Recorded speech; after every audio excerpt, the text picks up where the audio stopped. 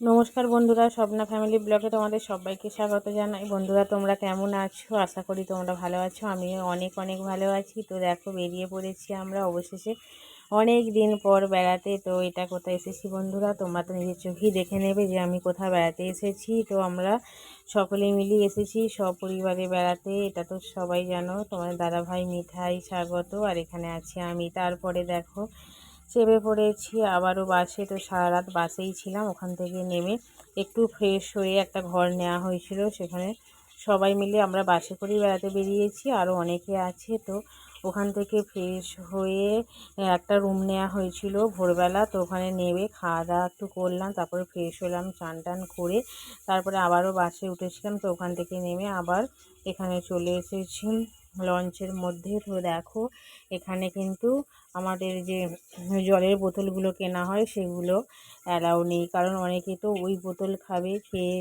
জলের মধ্যে ফেলে দেবে। তো বন্ধুরা, তোমাদের ঘরে তো বলাই হলো না যে আমরা কোথায় বেড়াতে এসেছি। তো এটা হচ্ছে সুন্দরবন। তো সুন্দরবনে এই প্রথম আমাদের বেড়াতে আসা। আর দেখতেই পাচ্ছ লঞ্চটা কত পরিমাণে কাঁপছে। তো হচ্ছে আমাদের প্রথমেই উঠেই দিয়ে দিয়েছে চা আর তার সাথে বিস্কুট। তো আমার এত ভালো লাগছে কি বলবো। আমাদের যে বাসটায় বেড়াতে এসেছিলাম দুটো লঞ্চ নেওয়া হয়েছে, এদিকে একটা ওদিকে একটা। তো একটা বাসে সবাই একটা লঞ্চের মধ্যে ধরেনি, তো সেই কারণে দুটো লঞ্চ করতে হয়েছে। তো আমাদেরই বাসের সকলে ওইদিকে আছে আর কিছু লোক এদিকে আছে। তো দেখো, আমাদের চা বিস্কুট খাওয়া হয়ে গেল। আর জলটা দেখো কি সুন্দর লাগছে, আর তার সাথে ভয়ও করছে, কারণ আমরা তো বিভিন্ন রকমের সিনেমা দেখি যেখানে এগুলো উল্টে যায়। আর যেহেতু আমি সাঁতার কাটতেই জানি না, তো আমার ভয় ভয়ও করছে। মিঠাই দেখো ধারে দাঁড়িয়ে আছে, তো আমিও টেনে টেনে নিয়ে আসছি ওকে এদিক ওদিকে, আর বাকি সবাই বসে আছে। এখানে খালি জলেরই দৃশ্য, সেরকম আর কিছুই নেই।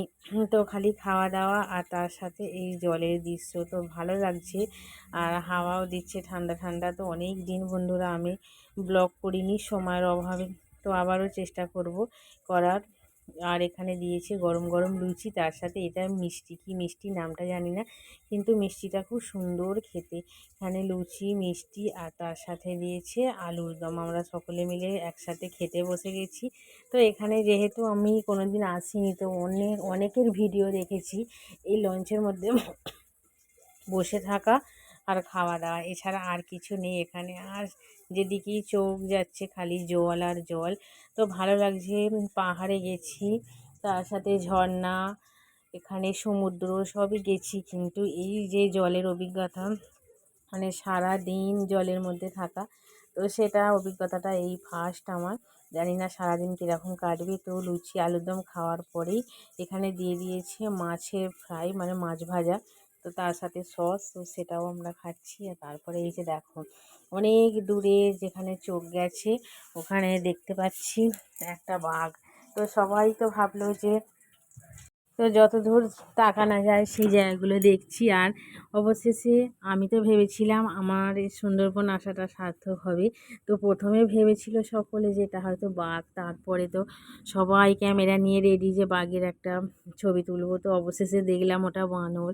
তো হাসিও পাচ্ছে দেখি, তো সুন্দরবনের বানরগুলো না এই মাছ কাঁকড়া এইসব ধরে ধরে খায়। তো ওখান থেকে নেমে একটা মিউজিয়ামে গেছিলাম, সেখানে তোমরা দেখতেই পেলে একটা কচ্ছপ। আর এখানে অনেক রকমেরই জীবজন্তু ছিল, কিন্তু আমি সেইভাবে ভিডিও করতে পারিনি। যাই প্রথমে আমি ভিডিও করছিলাম, একটা বানরে এত তাড়া দিয়েছিল না, আমি তারপরে চলে এলাম।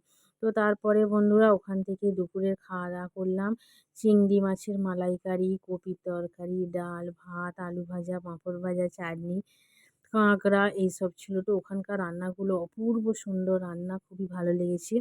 তারপরে ওখান থেকে সন্ধেবেলা নামিয়ে দিল একটা দ্বীপের মধ্যে। তো ওখানে একটা রুম নেওয়া হলো, ওখানে ফ্রেশ হয়ে তারপরে মেলা দেখতে চলে এলাম। তো মেলাটা দেখতেই পেলে অপূর্ব সুন্দর মেলা। তো ওখানে মেলা দেখে আবারও আমরা ঘরের ভিতরে চলে এলাম।